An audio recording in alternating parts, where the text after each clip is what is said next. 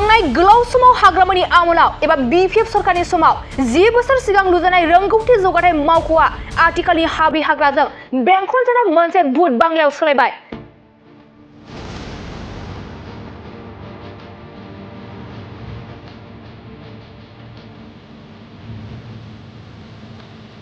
जाय बिपिएफ सरकारा 17 बोसोर बिटिसिआव गोहोआव दंमोन। बिपिएफ सरकारा 10 बोसोर सिगां लुनाय रोंगौथि जौगाथाय मावख'आ दिनैसिमबो खामानियाव फैयाखै। मिथिनो मोननाय बायदिब्ला बे रोंगौथि जौगाथाय मावख'खौ बिपिएफ सरकारा 38,90,000 रां बाहायनानै लुनाय जादोंमोन। बिपिएफ सरकारनि समाव लुनाय बै रोंगौथि जौगाथाय मावख'आ आबुं जायनि जाहोनाव हाबि हाग्राजों बेंखन जानाय मोनसे भुट बांला बायदिसो जालांबाय होननानै फोरमायदों।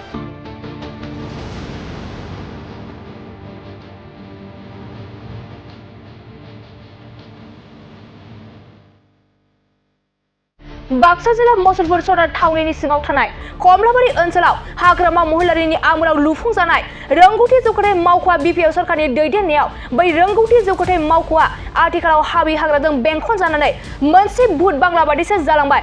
बेखौनो ओनसोलनि रायजो राजाफ्रा बे रोंगौथि जौगाथाय मावख'खौ थाबैनो आबुं खालामनो थाखाय दाबि दिखांदों। ओनसोलनि रायजो राजाफ्रा फोरमायहरनाय बायदिब्ला बे रोंगौथि जौगाथाय मिरुआ आबुं जायोब्ला जायगानि लाइमोनफोरा गोबां मुलाम्फा जागोन होननानै बे रोंगौथि जौगाथाय मावख'खौ थाबैनो मावफुंनो खावलायदों। खौरांगिरिफोरनि सिगाङाव बेनि अनगायैबो खमदाबारि ओनसोलनि रायजो राजाफ्रा मा बाथ्रा फोरमायखो आबुङै मिथिनानै लानि फै।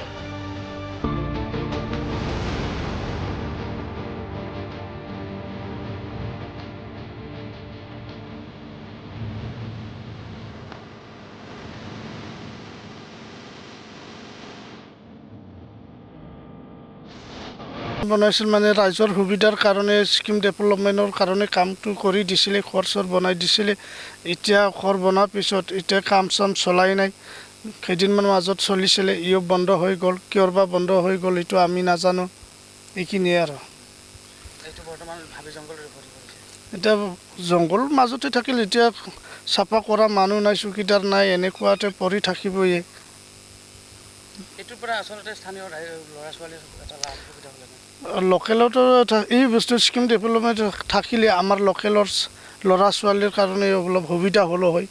স্কিম ডেভেলপমেণ্টৰ যদি কাম কৰি এতিয়া গভৰ্ণমেণ্টৰ পৰা ডিচিৰ আণ্ডাৰৰ পৰা যদি স্কিম ডেভেলপমেণ্টৰ কাৰণে চাৰ্টিফিকেট পায় তেনেহ'লে ITIৰ অলপ সুবিধা চান্স পালোঁ হয়। নিশ্চয়তো বিপিএফ চৰকাৰৰ দিনতে হোৱা আছিল। বিপিএফ চৰকাৰৰ দিনতে হোৱা আছিল। 40 লাখ টকা খৰচ কৰা হৈছে। এইটোতো কিমান টকা খৰচা কৰিছে এইটো আমি চাৱাই নাই। তথাপিও কৰিছিল আৰু ভাল কৰিলে এতিয়াও চৰকাৰ থকাটো ভাল কৰিলে ভাল হ'লো হয়। আমাৰো ভাল হ'লো হয়। ল'ৰা ছোৱালীও অলপমান শিকাই থাকিব পাৰিলোঁ হয়। এনে বেকাৰটো কমি গ'লে হয়। চৰকাৰে পাৰিলে কৰিব লাগে আৰু আমাৰ নতুন কৰি দিব লাগে। এতিয়া স্কিম ডেভেলপমেণ্টৰ কামটো চলিব লাগে। ল'ৰা ছোৱালী মানে বেকাৰ থকা কৰি এতিয়া কাম কৰি থাকিলে অলপমান সুবিধা পাব। বিশেষকৈ ইয়াত ভঙা চিঙা হোৱা নাই, কেৱল জংঘল আছে। জংঘল মংগল ভাঙা চিঙাটো অলপ হৈছে। এনে মানুহটো এনে অনিষ্ট কৰা নাই। এনে কি বুলি কয় এই যে প্লাইবোৰ্ডৰ চিলিং দিছিল এইটো পৰি গৈছে। ব্যৱহাৰ কৰা নোহোৱাৰ কাৰণে হৈছে। এতিয়া ছাগলী কুকুৰে গৰুৱে সোমাই আৰু ভাল হ'ব। যদি বনাই দিলে ভাল হ'ব। এইটো এইখিনিতে মই আহ্বান কৰিলোঁ দে सरकाराव।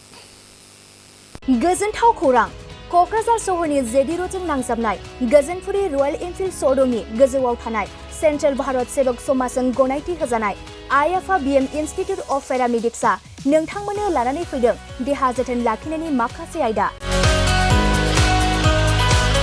लोगोसे 2024-25 मायथाइनि मुं थिसननाया सोलिगासिनो दं आरो फैगौ जोबथा जुन दानसिम मुं थिसननाया सोलिबाय थागोन। 12 एबा HS नि उथ्रिसारनाय बिजाथि एबा फरायसाफोरा बे पेरामेडिक्सआव गावारि सोलोंथायखौ लानो हागोन। क'क्राझार सहरनि गोजोनपुरी एबा गांजिमा बाजारजों नांजाबनाय IFABM इन्स्टिट्युट अफ पेरामेडिक्सआ नोंथांमोननि थाखाय गोदान मुं थिसननाय आयदाफोरा जाबाय medical laboratory technology, first aid patient care and assistant nursing, OT technician, ICU technician, radiology technician. बेफोर कर्सखौ 2 बोसोरनि गेजेरावनो आबुं खालामनानै BSS जों गनायथि होजानाय डिप्ल'माखौ लानो हागोन। लोगोसे गासैबो डिप्ल'माखौ लानायनि उनाव सोरखारि साख्रि मोननायनि सुबिदाबो दं। जुदि नोंथांमोना बेफोर कर्सनि थाखाय गोदानै मुं थिसननो गोसो दंब्ला आइ-आफा BM इनस्टिट्युट अफ पेरामेडिक्सनि 9395899391 एबा 9821663110 मबाइल नम्बराव थोंजों सुलाद लाहरनो हागोन।